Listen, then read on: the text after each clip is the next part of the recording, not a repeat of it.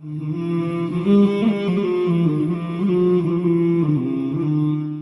alaikum wa rahmatullahi wa barakatuh. Welcome to this segment on the 19th Hadith of Nawawi.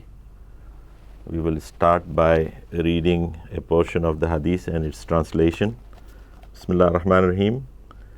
An Abil Abbas, Abdullah bin Abbas radiyallahu anhuma, قال كنت خلف رسول الله صلى الله عليه وسلم يوما فقال لي يا غلام إلى آخر الحديث. The translation of the hadith is on the authority of Abu al-Abbas, Abdullah ibn Abbas, may Allah be pleased with both of them, who said, one day I was riding behind the Prophet sallallahu alaihi wasallam, and he said to me, O young man, I shall teach you some words of advice. Be mindful of Allah, and Allah will protect you. Be mindful of Allah, and you will find Him in front of you.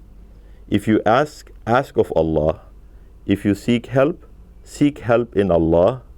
Know that if the nation were to gather together to benefit you with something, they would not benefit you with anything except that which Allah has already recorded for you.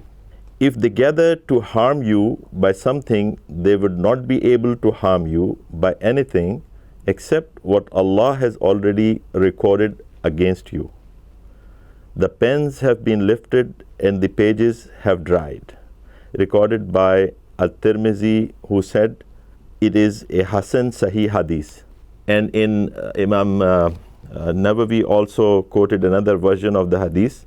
In a narration other than that of Al-Tirmidhi, it states, be mindful of Allah, you will find Him in front of you. Become beloved to Allah during times of prosperity.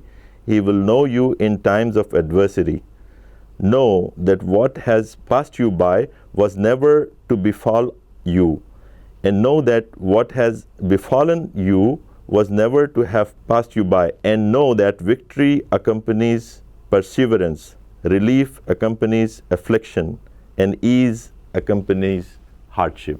O kama qala alayhi salatu wassalam. Before we go into the matter of this hadith, which is a very important hadith anyway, I would like to take a few minutes to talk about some very important points that are coming out of this hadith. One is that Prophet sallallahu alaihi wasallam chose very young Sahaba to give some of very important messages of his. So they make them kind of a custodian of very important messages that he wanted to deliver to the Ummah. And there is a hikmah in that. And some of the names, in general, you will see the narrators of hadith are young. But even there are very young, who have just achieved their adulthood. He has taught them some very important lessons. There is a hikmah behind it. One, the memory of the young people is very sharp. They can memorize the things, big things, without much effort, and they keep it preserved with them. The other hikmah in that is that if a young person grow with the feelings and that are coming out of those teachings, and he will grow up with those feelings, and he will become actually not only the preservation process of the words, but also he will be someone who is a practical example of those teachings. So that teaching will go into his blood, and his character will be intertwined with what he has learned in his early age.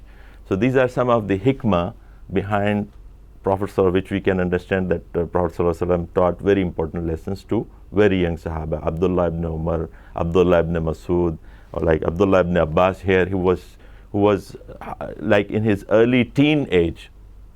In the commentary it comes that he was very young, and he was riding behind Prophet ﷺ on the same animal, camel probably.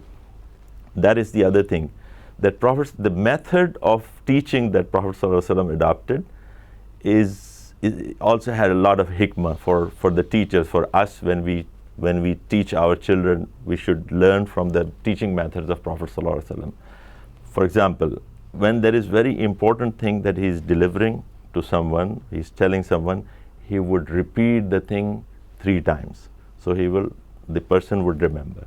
The other, he will choose particular time and environment, or maybe something following a particular event, to teach someone a lesson that is relevant. So a person later on in his life, when he remembers that event, he will remember those words. Like Ibn Abbas in this hadith is saying that I was sitting behind Prophet ﷺ and he told me, "Oh young man," and he drew his attention towards him and he taught him very important things. So he even remembered the moment, the event that happened when this message was delivered by Prophet ﷺ to him. So very important aspects with respect to the methods of teaching that Prophet ﷺ has adopted. He is telling Ibn Abbas that, "Oh young man," so he is drawing his attention and then he is telling, "I'm going to teach you some things that are going to be beneficial for you." And he said that I'm going to teach you few words. That means he is making sure that the young boy would not think that there's something difficult coming. He said there's something easy, few words, but it's going to benefit you also. So all these things giving encouragement to Ibn Abbas to try to be attentive and remember those important words that Prophet ﷺ is going to teach him. Many important character building lessons in this hadith. First of all, you see the things Prophet ﷺ is teaching is, if somebody get the essence of it, what will happen to him, that he will only give himself in the slavery of Allah and free himself from the servitude of many others. Otherwise, if one is not in the slavery of Allah, then he will always serve or in the servitude of many men like him. So he is making him a free man by teaching all these things. Patience, victory, hardship, relief, and so forth. Think about Ibn Abbas. He was, as I said, that he was very young, early teenagers, young adulthood. And he's teaching him things like patience, victory, and all those things, what it will mean for him. But Prophet ﷺ, who was, remember, he was getting the revelations from Allah subhanahu wa ta'ala. So he know what to teach, how to teach, and in his wisdom, he thought that these are the things, if he teach those things to a young person, it is preferable to teach them to an older person. As I said, that this person is going to grow up with these teachings and feelings, and he will be a living example of what Prophet ﷺ is saying, not only preserving the words, but actually in his actions also, he will be bringing out those words of wisdom. This is how a Muslim child must be brought up. You see, there is one thing that when we talk about adulthood, the concept of 18 years old or 21 years old, this is coming to us from Western societies or Western culture. But in Islam, as soon as somebody reaches the age of puberty, he is responsible for his actions. Not that he is going to wait until 18 years and then he'll become responsible. Imam Zaraboza in his tafsir, which we are heavily relying on during these segments, he mentions that the young Muslims sometimes of the age of 16, 17, they are attending these schools, high schools and colleges, and they are learning the differential equations and all those things. But when it comes to Islam, they say, no, it's not the age yet. So it's not how Islam teaches us. To teach your child, you should start very early. And we have already discussed that in the early age, it is good time for one to absorb and also to memorize and remember. Be mindful of Allah. In the hadith, the first lesson he is giving to Ibn Abbas, saying, be mindful of Allah. Yani, this is the meaning of Ahfadallah. Yani, if you literally translate it, it says that protect Allah. But we don't protect Allah. What we protect is His boundaries, the limits that He has chosen for us, that we should stay within that. So meaning that implement what Allah has commanded us to do and staying away from what He has told us to stay away from. So this is what is protecting Allah. So if I read for you a couple of ayahs which Imam Zarabozo has mentioned in his book, very small ayahs, but these are very good to remember and to understand what we are talking about. Said in one of the ayah, it said, وَلِحَافِظُونَ لِحُدُودُ اللَّهِ, the one who protect the bounds or boundaries of Allah, which Allah has already given. And then it says that وَأُوفُوا بِأَهْدِي أُوفُوا بِأَهْدِكُمْ. Yani we are going to the next part, that if you protect Allah or affaz Allah, I mean if you protect the boundaries of Allah, then what He is going to do, He is going to help you. He is going to help you in a way. In the first sentence it says that He is going to protect you. He is going to protect you. Be mindful of Allah and He is going to protect you. Yani He will make hifazah or protection for you. Another ayah in this context is وَأُوفُوا بِأَهْدِي أُوفُوا بِأَهْدِكُمْ. Fulfill your obligation to my covenant, and I shall fulfill my obligation to your covenant. In another ayah, Surah Baqarah 152, it says, فَاسْكُرُونِي أَسْكُرُكُمْ. Therefore remember me and I shall remember you. In another ayah, إِن تَنْصُرُ اللَّهَ يَنْصُرُكُمْ. If you help Allah, He will help you. Helping Allah, Allah doesn't need any help, in fact, but helping Allah means Allah wants this dunya or to be in a certain way. And if you put your efforts in making this world as He likes it to be, then it is as if you are helping Allah subhanahu wa ta'ala. So Allah says that you help me in this task and I will be available to help you when you need me. And as we said, as we read in the wording of Hadith, it said that Allah will meet you from the front. That means that it is another step after the protection. First it says that He will protect you, and then say Allah will meet you from the front. That means whenever you have a need for Him, you will always find Him there. So He will protect you and He will strengthen you and He will help you to achieve what you want to achieve from the lawful. So someone guards the right of Allah upon him, Allah will protect him and also will meet him for help, any help that he needs. A worldly protection can be for his self, for his family, for his wealth. That comes from Allah subhanahu wa ta'ala. That's also promised in many ayahs of Quran. Another worldly protection is from the evil coming from jinn or men. So one is, one doesn't have to go to some mystic or somebody to get the jinn out of his body. That we have seen that it happens in some parts of the world, that people say that jinn has affected this person and he has to go to someone else. So Allah will protect you from these things. You don't have to worry about it and go to someone to take care of you, but Allah will take care of you. Ibn Rajab said, a way of protection is to turn someone away from something he likes because it is harmful to his religion. That is a very important thing, and it is a great blessing, that Allah subhanahu wa ta'ala will not let someone do something that will harm him. Although he, in his limited knowledge and wisdom, is thinking that that particular thing is useful for him, is beneficial for him, but actually it is not. So this is the great blessing from Allah for such people who remembers and keep the bounds of Allah intact, that Allah protect them even from the things that they don't know that they are harmful for them. If you ask Allah. Don't ask anyone else, but ask Allah.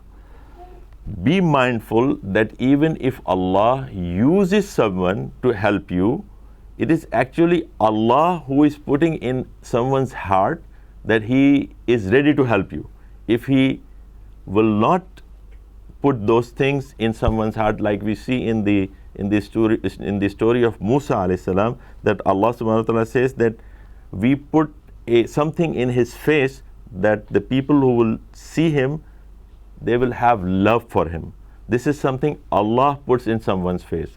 Sayyid Maududi in his writing somewhere, he wrote a very beautiful point, that he says that if somebody obeys Allah, then all the environment, everything that is in the universe works for him, because he is in harmony with the nature. He is not against, or he is not disturbing the nature, but is in his harmony with the nature. So everything is going to help you. Some time back I quoted a little story of a sheikh.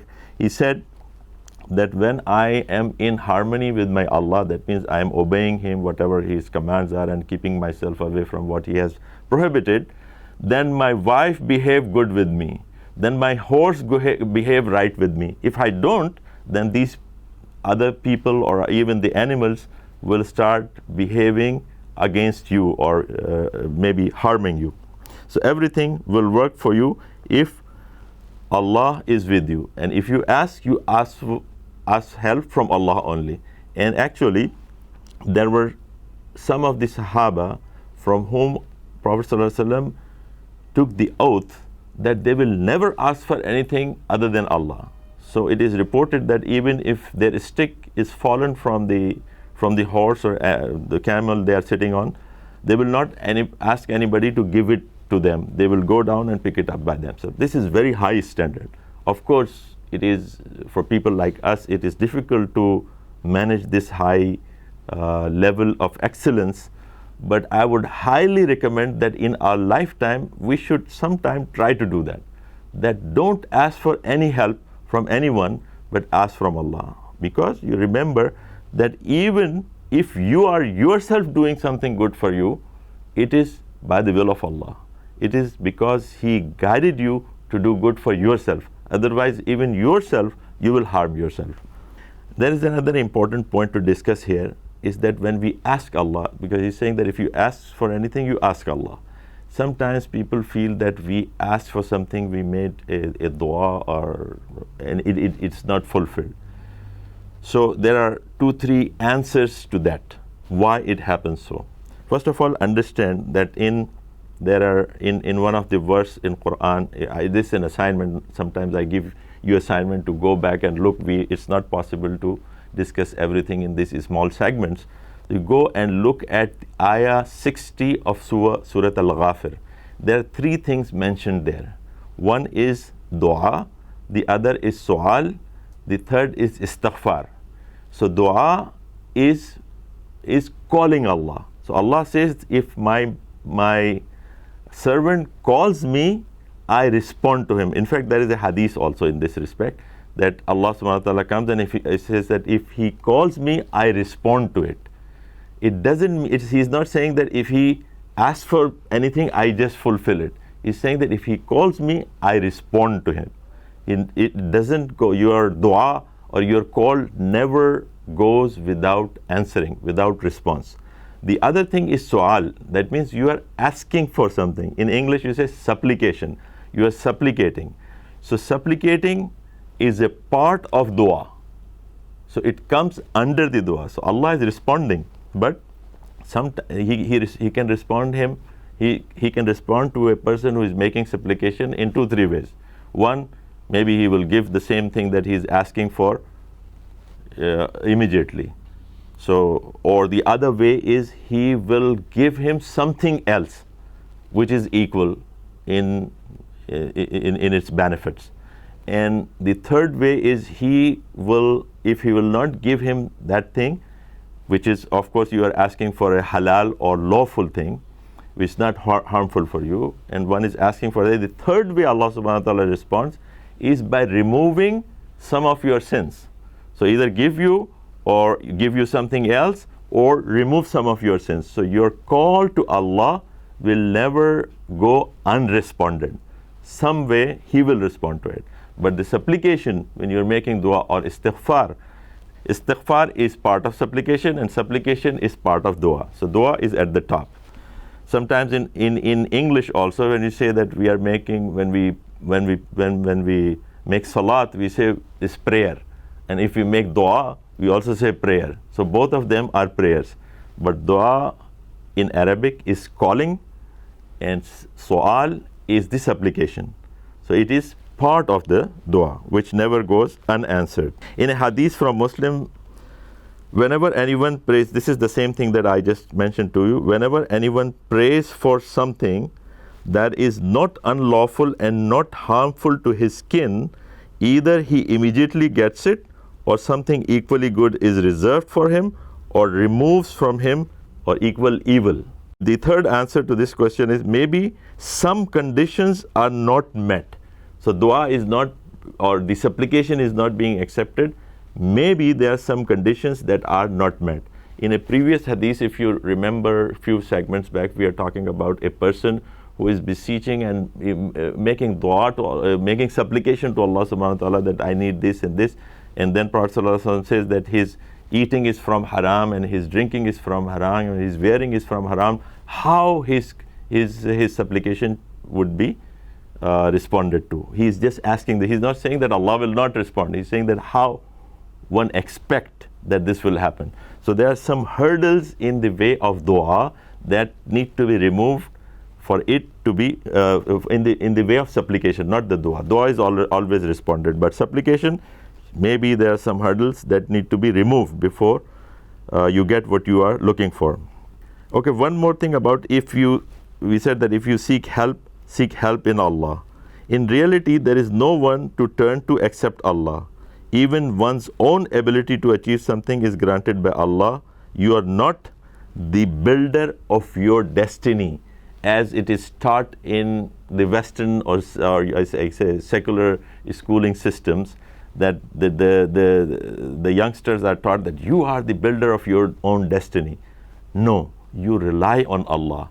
It doesn't mean that you don't work. You work for the best, try to achieve the best, right? There is nothing for insan except for what he make efforts. But in the end, your reliance should always be on Allah, that He is the one who is going to grant you, because so many parameters are required for a small thing. For example, if I walk from here to few feet, everything have to work perfectly, otherwise I may not be able to reach my small distance by few feet. I may fall, something will happen, my heart may stop and whatever. So all is through the help of Allah. No matter how powerful and strong, everyone is in need of help and assistance from Allah subhanahu wa ta'ala. It does not mean that efforts should not be made. Use all good God-given abilities, but realize they are all God-given. And now, towards the end, after telling Ibn Abbas to ask Allah and seek help in Him, the Prophet ﷺ is emphasizing the fact that all human beings together can only benefit him if Allah has decreed that for you, and they can only harm them if it is granted by Allah, the permission, or it is decreed by Allah subhanahu wa ta'ala. So that gives you a strength. Even for if you are employer, you don't depend on your employer, you don't depend on the ruler, but you depend on Allah. Everything is under His control, below Him. So you become a strong personality by believing in Allah alone. I said at the onset of our talk that it gives you, if you go in the servitude of Allah, it saves you from the servitude of many men like you. So that is a very important lesson. So no reason to fear anyone other than Allah. All provisions of life are not from anyone else except from Allah subhanahu wa ta'ala. This also gives you a kind of tranquility and calmness, even in the times of difficulty. As it says that in the times of difficulties, also it gives you courage and strength because Allah is available for your help. And in the end of the hadith, it says that the pens have been lifted and the pages have dried. This is talking about qada wa qadr. Yani, this is talking about the destiny, which is one of our beliefs, that there are certain things that are fixed. It's not going to change. Your rizq is fixed by Allah subhanahu wa ta'ala. It is decreed, it is written when you were born, before that. And the time that you will live, all these things are already defined. So as I said, it's going to give you a calmness, a tranquility that Allah has already written that for me, but you have to strive to get it. People ask Prophet sallallahu alaihi wasallam that if everything is written, why should I do? Prophet sallallahu alaihi wasallam said that if it is written for you, Allah will make it easy for you to do that. So we have to make effort, and Allah will make easy for us to do certain things. And for the people who are I'm going again to that point before I end the hadith, because this is a great blessing. Even in the life of Prophet sallallahu alaihi wasallam, you see, in the early life of Prophet sallallahu alaihi wasallam, before he even became prophet, once he was coming back from with his sheep in the evening, and he said that I heard some music and some party going on in a house. So I wanted to climb the wall and see what is happening inside. And he said that as soon as I got up the wall, I immediately slept. And I slept until the heat of the sun woke me up. So there was something inappropriate going on in that house that Allah subhanahu wa ta'ala didn't want his prophet to see. So this is the prophet. And even for people, normal people, you will see that Allah will make it difficult for them to sin. But if Allah make it easy for anybody to sin or make wrong deeds, then he has to analyze himself. He may have some problem, because Allah is merciful. He likes his people to stay away from the things that are harmful. أقول قولي هذا واستغفر الله لي ولكم ولسائر المؤمنين.